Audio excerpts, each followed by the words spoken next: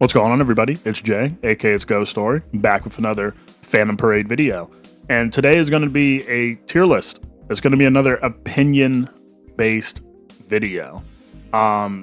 Pretty similar in my last vein to the Gojo tangent I made. Going to be a little bit more argumentative focused. But in this video, before we even dive into the tier list, I feel like I have to explain myself in the beginning, because I feel like if I don't explain myself, it's going to lead into the same issue that I had in my Gojo video with people in my comments, where I feel like people were arguing with me, not knowing the premise of my argument. And that's also my fault, because I also make my videos under the presupposition that people know what I'm talking about beforehand, because, you know, I'm not used to having an audience or an ever-growing audience. So obviously, every person that hops on for a video doesn't know how I rank units or how I would rank units for my subscribers in general, right? So in terms for how I rank a unit, okay, this is how your boy It's Ghost Story does things. I do not rank units by the biggest number possible. We're not a numbers demon around here. We go by, I wouldn't say efficiency, because obviously bigger numbers would equal more efficient. But I would say, can you do the most bare minimum possible and make it through the game? You know? Like, why spend $100 to do the exact same thing that you could do for $5? You feel me? You understand? I feel like there's a lot of grown people that watch my content. I see from my analytics. So I feel like they could understand, for the most part, where I'm coming from. Where I don't rank units based off like, okay, you should summon because this unit hits really, really hard. I'm saying you should probably summon on this unit because it'll probably give you the most overall value in terms of content that you'll be tackling. Because in my opinion, that's what matters the most. Overall value of a unit. Now, when I think of overall value, I'm mostly talking about Illusory Tower, because I care about Tower. If you are one of those people that are like, oh, we need to clear sweep and yada yada, I'm gonna be honest with y'all. I probably will make sweep content in the future, but sweep isn't that important to me. I like Tower. Tower is cool. I like difficult Tower content. I don't like the sweep fights. Don't really entertain me because they're like floors 60-ish strength level bosses, so they're not that strong in the first place. So this is gonna be on the new standard banner units, okay? Not covering all of standard banner or all of the units. This is going to be the new standard banner units. Now, if you guys want me to make a continuation in this little format or in my form of argumentation, I can. That will be, if y'all are down for it, let me know in the comments. But I will be, I wouldn't say hyper analyzing, because some units, they don't need the hyper analyzation. You know, sometimes they just belong where they belong. And first things first, all of these units can be used in higher difficulty content. Now, in higher difficulty content, I mean, like, I wouldn't say in the 80s. Not all of them can be used in the 80s, but the 70s for sure. Okay? Now, there may be somebody that's like the designated green Miwa Glazer, or the designated green Nobara Glazer, or the designated red Inumaki Glazer, and that's fine.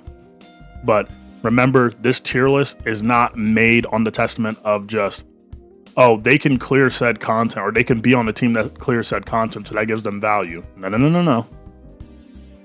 Understand the argument. Just because somebody can be there to help clear does not make them inherently more valuable. It is the ease of access and the ease of victory, really. What would give the highest likelihood to victory if you were to use these units? Not if they can, if you should. That's my main like gripe with a lot of the community. Y'all are more focused on if you can more than if you should, because those are two different things.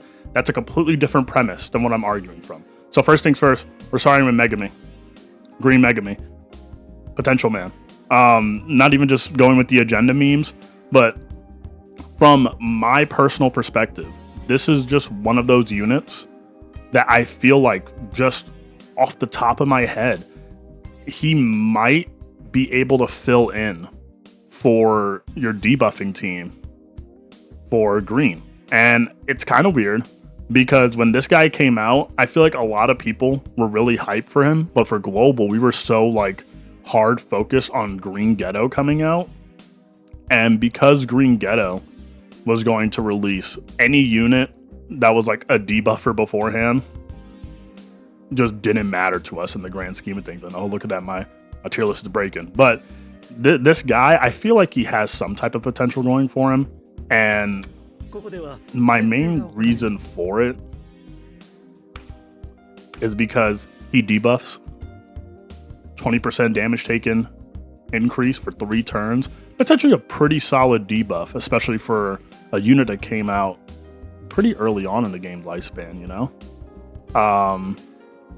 Especially if it's ultimate, you get that damage taken increase as well. And I'm pretty sure this unit also gets curse energy efficiency. I'm not 100% sure, don't quote me on that. But he's not that bad. I feel like a lot of people ask me, like, for example, on my floor 82 clear, what would be a unit that I would place instead of Choso? Because a lot of people have Ghetto. Ghetto is one of the first standard banner units. A lot of people summon on Ghetto because the hidden inventory banners were just so strong on the first run through. And when they see me do my 482 clear, they're like, oh man, I don't have Choso. Now, mind you, I'm not saying that Megami is a suitable stand-in for Choso, because Choso is a monster, okay? Like, Megami has that 20%, but Choso has that 48.30. And I don't believe Green Megami's, I don't believe his debuff changes from when you level up his skills. No, it's just flat 20% here. And then, does it change for his ultimate? It does change for his ultimate. So you can get up to 43.34% on his ultimate, which is actually pretty good. But the problem is that that's his ultimate. And when you compare him to other units like Choso that came out way later, like, he's popping out bigger numbers in his skill 3. You feel me? So I feel like that's what I mean when I say he's a potential unit, because he's just simply one of those units where at the moment he seems pretty good on paper. It's just, I personally haven't seen it be executed to the highest potential degree. And I feel like in the future, I probably will experiment with this unit. Like, I plan on experimenting with everybody on the roster. But I would find it very interesting if this unit could be kind of like the free-to-play option to replace Choso. Like, oh, you don't have Choso, then you could kind of just use this guy as a stand-in. But that's why I say he is the potential unit at the moment. You know, there's not a lot of coverage on him in general. And I feel like him being added on standard banner is going to open a door for us to see just what is the extent of this unit. Because that's what I find so interesting about this game, is that when we make content covering this, we try to find the extent. Like, how far can you bring a unit before it's like, okay, we're pushing a little bit too far. Content is going to get a little bit too ridiculous to try and clear with this guy on the team. Okay. Next week, you know what? Next is going to be a character that I believe is so downplayed, it's kind of outright disrespectful. So, Kaido's going to be the first one in peak. Now, hear me out. A lot of y'all be sleeping on this guy. You got to wake up. It's time to wake up. Now, he's not a replacement by any means for your Green Shokos or your... Wait, no, not Green Shoko. My bad. We're so tunnel vision on Green Megami. The Yellow Shoko. You're not replacing Yellow Shoko. You know, you're not replacing Yellow Yaga with Yellow what is it? Kaido over here. You're not replacing him. I would put him in the same vein or in the same conversation as somebody like Yellow Mekamaru and Yellow Junpei, where he is a pretty solid, I would say, slot 3 unit. Or slot 2. It depends, because I like to run Yaga in slot 2 for the most part when I'm running my yellow team. And so, like, units like Mekamaru and Junpei would be like my slot 3. This guy would also be my slot 3 on most teams. And the reason being is because this guy can prove his viability on like floor 84 or floor 90 And it's also because of the fact that he's basically just a SSR version of this guy, but you can use him for difficult content. It's like an actual unit. Like he has his skill 1, which increases his defense. It's not too much, right? Like I have him A5. Like he was one of the quickest units I got to A5. His skill 2, it does hybrid damage. He's more of a CE focused character, but it's not CE. Yeah, well, Jujutsu focused character. But he also just kind of flat out gives curse energy to the team. And it's pretty great because this guy can buff. It's a low buff, don't get me wrong. But at least it's a 3-turn buff. Like it could have been 2-turn, it would have been horrid. But at least it's a 3-turn buff. As well as the fact that his passive is also fantastic. So when he gets like 30 CE, after the second, like if he's post turn 1, and he has, a little bit, 30 or over, right? CE, the entire team gets 5 curse energy, right? He pops skill 2. If he has 30 CE or more, his team gets 12 CE. Just at skill level 8 for 2 turns. It only costs 5 energy.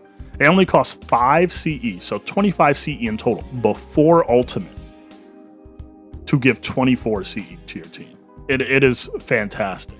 His skill 3, it nerfs the amount of, well, not nerfs, but like you take reduced damage for your entire team. And this skill could save you, could save runs. Like for AoEs, that's going to hit like your entire team, popping that skill, because it doesn't have to hit a specific enemy. This is the one thing that I feel like people don't really take note about this skill, is that you don't have to hit this skill on a specific enemy for them, because it's not okay, you hit the enemy, that enemy in specific does reduced damage. Like, no, you use this skill and everybody on the team takes reduced damage from every damage outsource, just in general. Okay. And then his final skill, Prayer to Palm Strike, not only does it buff allies, right? But it also gives them curse energy efficiency, which again loops back into Formation Breaker, which gives your team more curse energy. It buffs the team. Or it makes it easier to use Barrier Prison, where you're just trying to protect your team, stall out, save their lives, do the whole 9 yard, So I feel like this unit is super duper slept on, but I realize this unit is slept on by everybody that isn't in higher difficulty content, which is crazy because this unit, you will see value in this guy. I don't think he's horrid by any means. So if you have him, he's pretty good to invest into. But like I said, he's kind of like Junpei and Mekamaru, where it's like these guys are all solid slot 3 units. So you can kind of just mix and match where you would put them. Like I've like, listen, if you're like, you know what, I don't really like Kaido all that much, I'd rather use Junpei, I'd be like, oh, that's cool. And I don't really like Kaido that much, I'd rather use Mekamaru. Oh, that's cool. Don't really mind. And then when Kusakabe comes out, these 3 will be irrelevant anyway. So, it doesn't, it's that's just how it is. That's just how it is. But we're not comparing these units in terms of just overall to the roster. We're kind of comparing these units overall into themselves. So like if you were to pull just the new standard banner units, which one should you invest initially? Next on the list is the boy Muda, the slept on one, the one that was ignored by the entire community except the diehard Muda fans. And I'm gonna be honest, this tier was made because of him. Like, I don't even want to put him in strong potential because the Muda fans were so dedicated to showing off how strong this guy can be that he is usable, right? 100%. It's just that we don't know what his upper limit is. Now, this tier is going to need specific explanation to it because obviously there could be a lot of like, well, like, what does that mean? There is, from what I remember, there is no Jujutsu stages from floor 81 to 90 for green. So we have not seen the upper limit of like this Gojo or Muda. The closest thing we have here is, funnily enough, I had it open before the video started, but then I kind of got lost in translation in the beginning. But floor 77 Like this guy, he can blow this floor away. Like Muda can absolutely decimate this floor. Like obviously people are going to preferably use Honored One Gojo because before this, you know, Muda wasn't Muda wasn't a priority summon. Like when Muda was coming out, we already knew this guy was coming, right? Now I still summoned for him when he first came out. But I had him at A0, so his value at A0 obviously isn't anything special in comparison to Honored One Gojo. But now that people have the potential to get this unit at A5 and see what he can really do, like this guy has like let's just take a gander because I do have him. Ooh. There we go. I have him at level 140. I don't have him fully maxed out because, again, Honored One Gojo came out right after. But this is what I find so special about him is because he has a very fun passive. You know, he increases his break damage. He has dark. That's what I love about Mechamaru units, first and foremost. Break damage demons. On top of that, darkness nullification. Oh my goodness. Like, to just sell me on the unit even more. Ooh, man, darkness nullification. Don't even get me started. And then he just has the I want to be with everyone. So he scaled with Kyoto students, which, gosh, I love Toto, man. Because despite the fact, again, we're going to do that full showcase video on Toto at one point. But even if a unit doesn't Black Flash, he can still follow up. Meaning that he could help units like this guy out on lower difficulty content. But this guy is still very strong. He can clear all of the green Jujutsu stages just fine when you get him to a certain point. And that's why I feel like Standard Banner helps units age so much better than what they initially would be if they weren't on Standard Banner, because this guy A5 is going to be a monster. However, like I said, we don't know. He can't be put into peak because we don't know what the upper limit is. Like, we could get an update at some point that's like floor 91 to 100, and then this guy's obsolete immediately. But he's still really strong. He's a strong. If you started this game late and you don't have him, and you're like, oh man, I wasn't here for the second hidden inventory event, I don't have this guy. He's right here. You can use him. He's right there. So that's green Muda. Next is green Miwa. Not worth investing.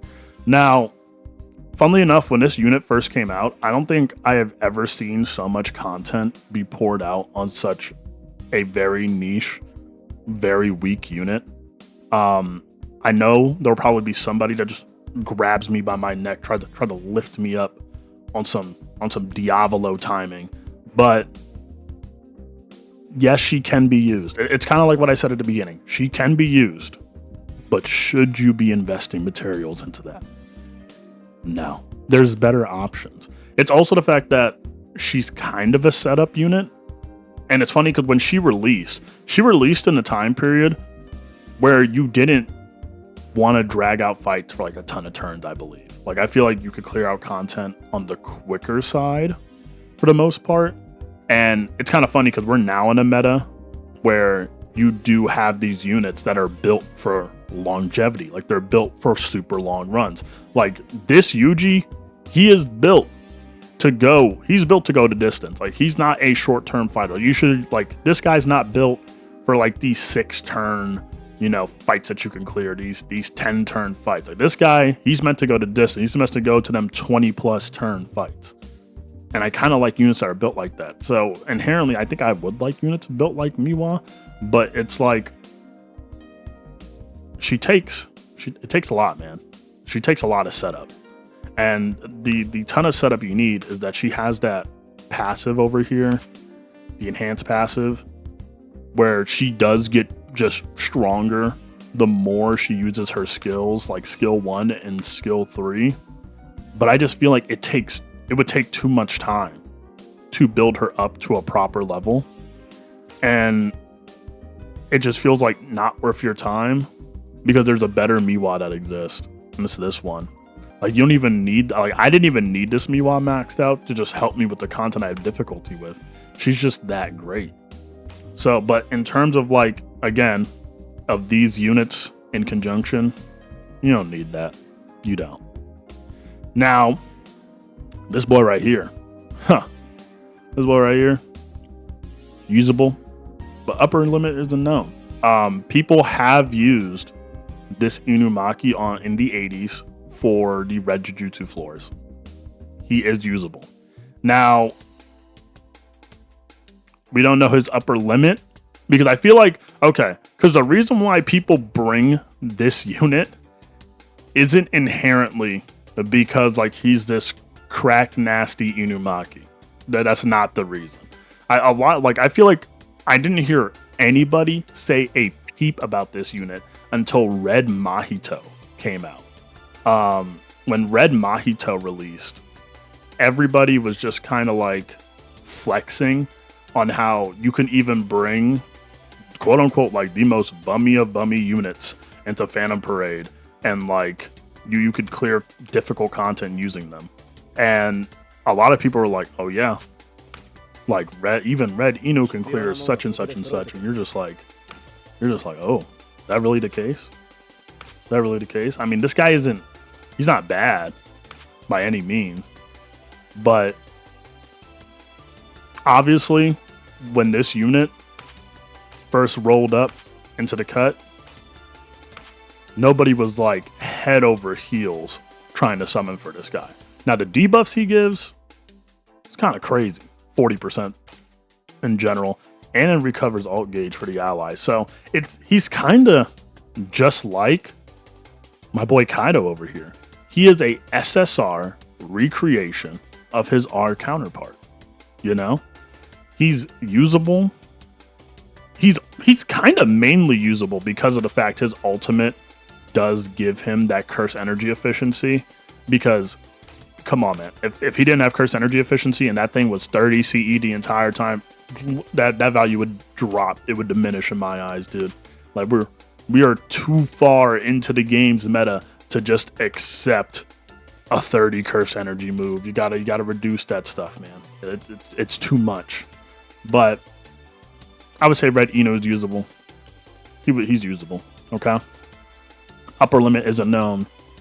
I feel like just due to the fact that this unit wasn't really being used until like people were flexing with Mahito. You know? So next on this list, Greenbara. Not worth investing. Now, it's kind of funny because when it comes to all the Nobara units that are in this game, you gotta really sit here and think to yourself. She's comparing herself to Miss Carry Red Jujutsu on her back for months alongside Yuta. And she's also comparing herself to one of the OG GOATs of the game. You know, back when, I didn't pull hidden inventory Tinjo, what can I do to clear yellow content? You bring her out. People were bringing her out. That SP is dangerous. If you guys have seen like my illusory tower limited floor, I think it's 3 clear. Oh, she still can put in some work as a unit. But it's just when the green version of this unit dropped, it was mostly radio silence. And I can almost understand why. I mean, she does, like, her ultimate can go up to like a little over 1,200%, which is pretty funny because I'm pretty sure a unit like Blue Camo also has that as well. So she doesn't have like a weak ultimate multiplier or anything by any means. Like, I don't feel like this unit is a weak one. I mean, also the fact that like her zone in state, 15 curse energy to self, 15. Like there is some Black Flash units in the game that would definitely be jealous of seeing that. Okay. In fact, if this unit gets to SP unlock, we could see a rise of Green Nobara. But as it stands, she is primarily a Jujutsu unit. Like Nobara units should be, for the most part. She's primarily a Jujutsu unit. And like I said, if you want to go the easier route for clearing content, why would you invest, materials on Nobara when Muda's right there? And we don't even know his cap still. And he's a great guy. I'm not sure. I don't think her ultimate is an AoE ultimate either, isn't it? 2 hits and total attacks assault. I don't know if it's an AoE ultimate. Oh, enemies. Okay, plural. So it could be, but this guy, you would prefer to have this guy, just in general, in my opinion. He has shown his hand. She, not so much. And then next, going up in peak, Blue Inu. Ooh. Putting my hand on my chest, man. This is the unit that I firmly, and I mean I firmly regret not initially pulling. Like, I remember clearing blue content out, just going through the 70s, going into 81, and I'm just like, wow, this really is life without Blue Inumaki, right? Like, genuinely, like, when I pulled this guy, I had to go on the paid banner and pull this man, dude. Like, I was way too excited to pull him. Just an amazing, fantastic debuffer. It's a 4-turn debuff, which is fantastic. We don't do 2 turns. We don't do 3 turns here. We do 4-turn debuffs with our skill 3. You know, his ultimate, also like, look at that. Look at that multiplier. And it's really great because a lot of people who didn't have Blue Inu, a lot of us had Blue Camo, and Blue Camo is a fantastic unit as a stand-in, but there was a lot of times where, again, if you guys have been following the channel, I've initially had my Blue Camo at A2 for like a very, very long time until this anniversary where I got a copy for A3. But like A2 Camo, weaker than this guy at A0, right? So I feel like in the future one day I'll do like a versus comparison that both of them at A5 when I get them to A5. But you are not like, you're not missing out. You're not missing out, you know, much from replacing Combo with Inu, right? Or just like, for example, if you don't have, where is he? Because I know I don't have a single dupe on him, so he's low. Yeah. Like, if you don't have Blue Ghetto and you're stressed out of the wazoo, or if you know, I feel like a higher likelihood thing would be if you don't have Miguel. I feel like a lot of y'all, even though y'all know Miguel was going to be cracked, y'all still didn't summon on him because you're just not powered to summon for Miguel. And I understand that. So I propose another option. You just get the other debuffer. You just get Blue Inu. Like, one of the best blue debuffers in the game, all in all, in general. And he's on standard banner. Like, this is a fantastic unit. Fantastic. In my opinion, probably the best standard banner unit that was added out of this bunch. Now, next, got Mai. Mai's also going in peak. Now, the thing about Mai is that her debuff numbers, I feel like, are on the general side a little bit low, from what I remember. Why did I open Dogon? Relax. Ooh. Leave me alone, Dogon. I'm making a video on you sometime soon, just not now. Ooh. But here's the thing. 30% damage taken increase in him for 2 turns. Actually, that's a lot more than I remember. I thought it was in like the 20s, guys. I'm gonna be honest. So it applies for 2 turns. 2 turns is kind of, makes me a little bit sad, I guess. 2 turns make you sad. But here's the benefit about a character like Mai, is that she's not really feeling scarce for cursed energy. So despite the fact this is like a 25 CE move, you know, and she starts with 45 or whatever, you pop this once, then she's in enhanced ammo status, right? And when she's in enhanced ammo status, her skill 1 changes into an, okay, so yeah, that's the 20%. So the 20% is the skill 1.